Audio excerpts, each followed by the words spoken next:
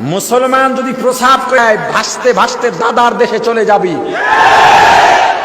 এর যদি কঠিন বিচার না হয়, যদি তাদের শাস্তির আওতায় না হয়, বাংলার জমিনে আগুন জ্বালিয়ে দেওয়া হবে।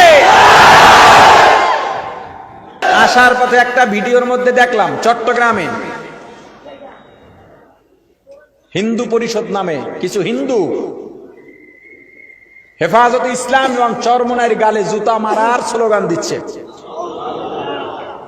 ঘটনাটা সম্ভবত আজ কি হয়েছে, বাংলাদেশ সম্প্রীতির দেশ, সাম্প্রদায়িক সম্প্রীতির দেশ, সেই দেশে এই হিন্দু সংগঠনের নামে কোন হিন্দুরা বাংলাদেশের মতো পুণ্যভূমিতে হিন্দু মুসলিমকে আলাদা করে সহিংসতা বাড়াতে চাচ্ছে, ওদেরকে চিহ্নিত করতে হবে।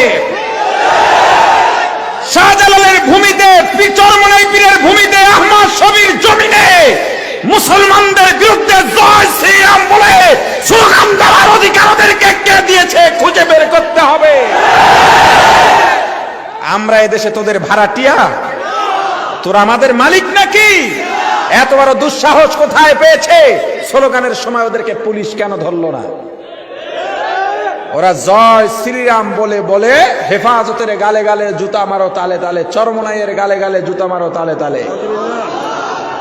মুসলমান যদি প্রসাব করে দেয় ভাসতে ভাসতে দাদার দেশে চলে যাবি,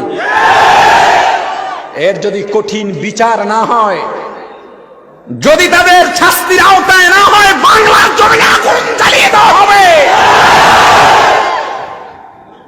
আমরা ভদ্র, আমরা শান্ত, তার মানে এই নয় আমরা দুর্বল। মুসলমান মরতে জানে, কথা বলে না? মুসলমান মরতে জানে, রক্ত দিতে জানে, মাথা নত করতে জানে না। আমরা বীরের জাতি, পালিয়ে যাবার জাতি নই, একথা মনে রাখবেন। মৌলবাদীদের বিরুদ্ধে আমাদেরকে মৌলবাদী বলে গালি দেয়, জঙ্গি বলে গালি দেয়, আছে না নাই? আগে বলতো, এখনো অনেকে বলে মাদ্রাসায় জঙ্গি ট্রেনিং হয়, কথা বলে না?